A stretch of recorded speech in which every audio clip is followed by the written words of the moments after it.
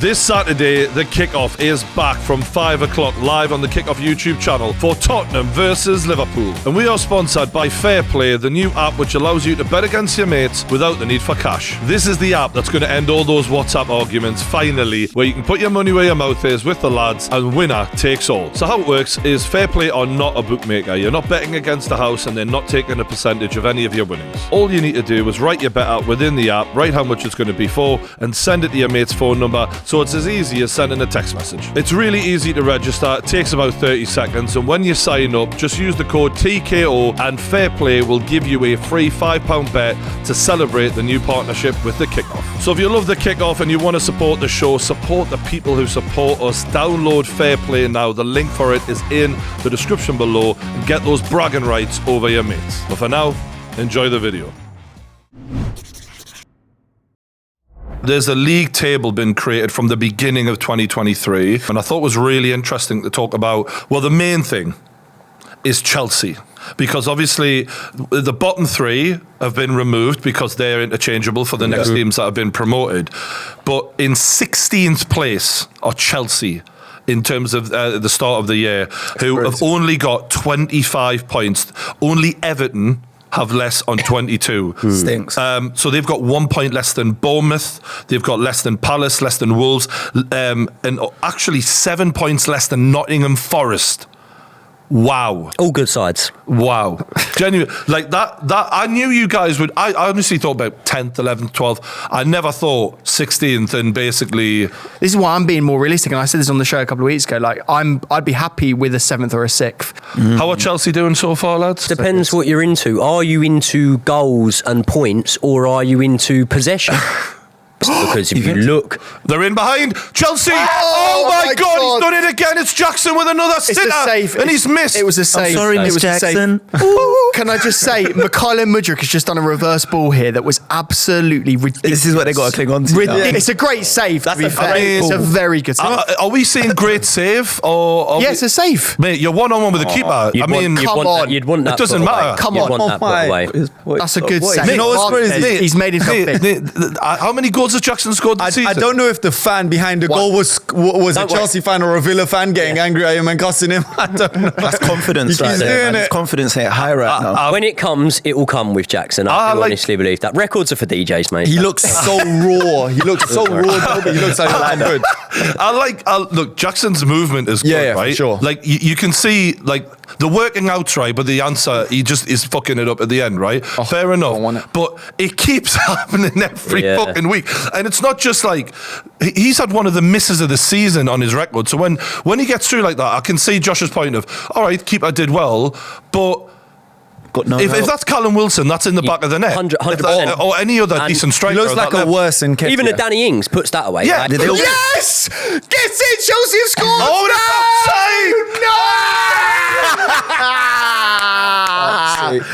No, but VAR don't come up.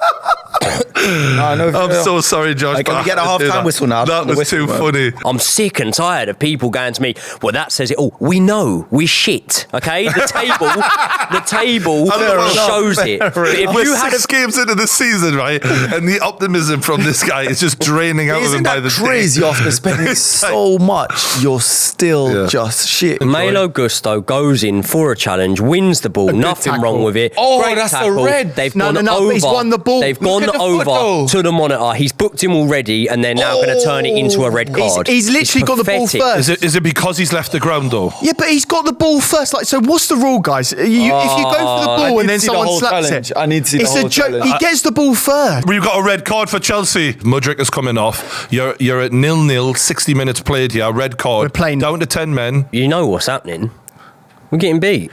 No, do counter-attack. Sit back. We're going to get beat. For Chelsea to get average a point a game, it's wild. It's going to be less than that if we It's not lose. going to be a point a game, mate. We're getting beat. Please, Goal. Madison. Goal! Villa. Aston Villa have Yes! It's 1-0 Villa. Ollie Watkins. Oh my God. That's a lot. But yes! And it turns Anytime out- Chelsea lose is a good day in Unai Emery masterclass. I have to say, Joey kind of called it when the sending off happened. I said, what happens now? He says, well, we lose. Because the question before the game is, where are the match winners for Chelsea? Well, we know who the match winner for Villa is. Ollie Watkins strikes strikes again. What went wrong here, lads? We got no bollocks. They had a corner which was cleared quickly, and Aston Villa go 2v1, which is so disorganised. When you've got a man sent off, you can't let yourself be in that position. And Watkins gets around his man and drills it. And really, when you look at it, he puts it in the far post. The defender did the right thing in showing him as far away from the goal as he could. Cole tackled him. Really good challenge there. Yeah. And then the keeper goes through his legs. It goes through the legs of the keeper, unfortunately. And it's very ironic because this is on a day that Sanchez has actually had a really good game in goal. He's had a couple of good saves. I'll tell you another one from the rumour mill. I gave you one earlier on. This was another one I heard. There we go. It's all coming out now. He's selling his stories like Jamie Vardy's wife. Loving it. Come on. This is one that apparently came from Frank Lampard. When someone was saying about Chelsea's sort of defensive frailties, they were saying a lot of people in the media aren't really acknowledging the fact that, and I'm not saying I believe this is just one from the rumour mill, that Thiago Silva is massively hindering Chelsea in that side. It's worse by the game. Yeah. For me, the Chelsea's season is unravelling in front of us. Playing the way you are by now in the season, you'd be finding more of a rhythm. Players would start to look like they had more of a game understanding of each other. And if anything, Chelsea to me don't look like they're improving game by game. They're playing all right, as Joey said, well, but so do fucking Burnley sometimes. Yeah. It's not happening. And the longer this goes on, the more you question, where the hell is the season going? Because I've got no answer right now. Unravelling's the key word that you just used there. A really concerning thing as well is if you look at, this is going to be a loss, we know that. Pochettino's first 5 matches in the Premier League, he's got a win, he's got 2 draws, and he's got a couple of losses. Graham Potter, even when he came into Chelsea, his first 5 matches, he had a draw and 4 wins. Jesus Christ, you put it like that, mate. And he was scoring goals. His team was scoring goals. That's Graham Potter, who we all look at and go, an absolute flop. The cracks were papered over at Brighton. Villa on the attack, now see Villa on the attack here. What we're finding out here isn't about Poch, in my opinion. It's about the calibre of players that Chelsea have in their squad right now and how many match winners they have, and where Ten Hag is very fortunate to have 2 players, neither of which he signed to carry his ass, in Bruno Fernandes, Marcus Rashford. Poch has been given this squad who don't have that. And if Nkunku is that guy, he's injured. So he has got to find out who the fuck he's going to hang his hat on. Sterling isn't that guy. Palmer, who looks like a bright spark at times, but he's very young. You can't put that pressure on him. Same with Mudryk, in my opinion. Same with Jackson. You know that I'm very optimistic, and even after we lose today, next time round when we're playing, I'll be optimistic again. You know how I carry myself with Chelsea. Absolutely. But you just mentioned the injuries there. It would make no difference. Make no difference if we didn't have these injuries. What is going on with us is not to do with injuries, because you could say, right, well, the 11 you can field, maybe it's not up to Champions League quality, but it's not a relegation battling side. And the way we're performing at the minute is like a side that are going to be in a relegation battle. So true. I miss Roman so much. Roman Abramovich. I miss him so much. Mate. I love him. Mate. Shouldn't say it, do you know what it is, right? I miss that. It's a grey area. People don't want to talk about it, do they? Roman Abramovich, if I could have Roman Abramovich back at my club for just one day, I would bite my hand off to have that man back. I miss him so much. Like, when you've got an owner who's just competent and yes, here's the funny thing is we used to give Chelsea grief for how much money they spent. Don't fall. Because they would do this thing where they'd go a step backwards, a step forwards, a step backwards, and they'd have these off seasons, but then out of nowhere they'd be in a run for the title again, and then a year would go by and you'd be like, oh, they're on a down, and then all of a sudden they'd win a Champions League. We never really understood what this guy knows about football, but what is clear as day now is quite a lot. He obviously had a passion for it, and he had the right advisors around him.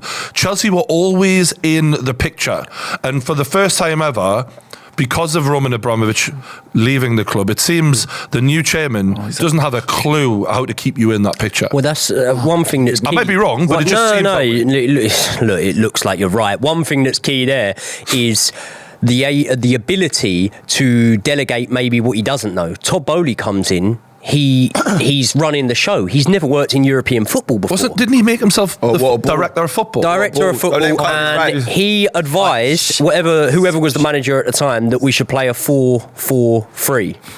No, I would quite like to play a 4-4-3 if it was fucking possible. Yeah, I think it's probably the only way we're going to win games if we are a 4-4-3, to be fair. The sad thing is I really think Todd Boehly cares, and I think he's passionate, and it's just misplaced, though. You know what I mean? You think Todd Boehly knew what Chelsea's ground was before they came on the market?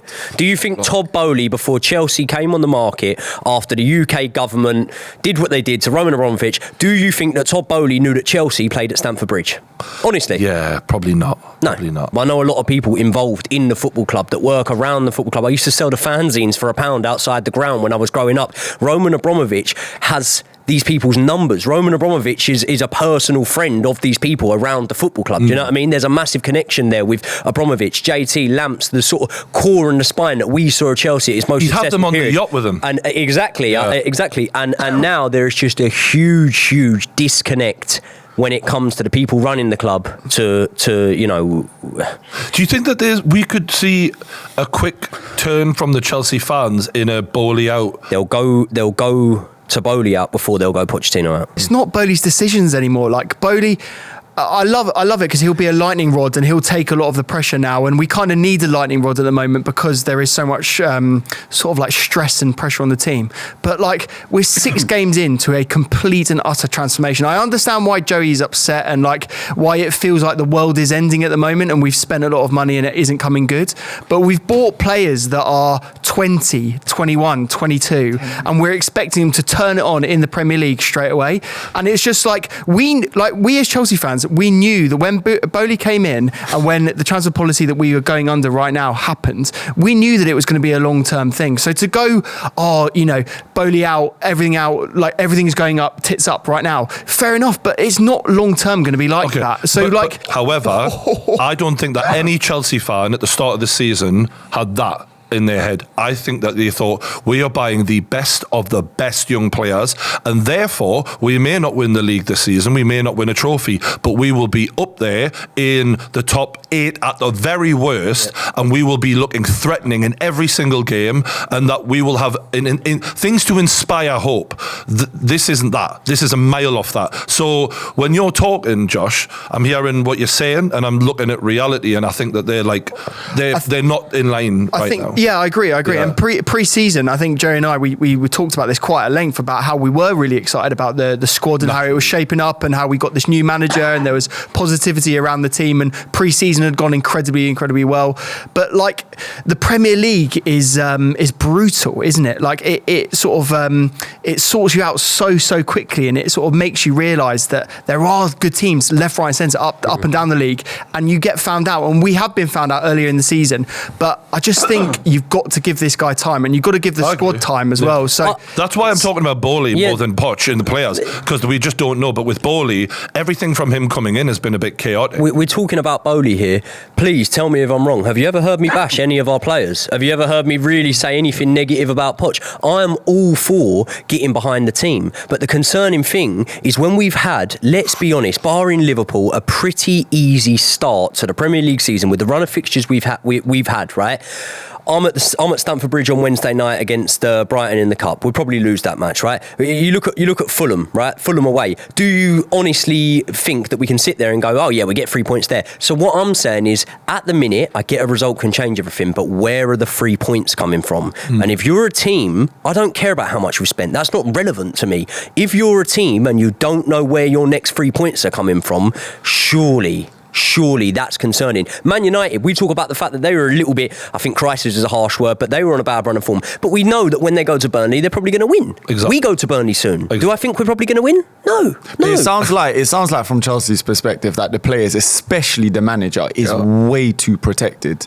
And for me, that's come on. Surely there needs to be a bit of pressure on him.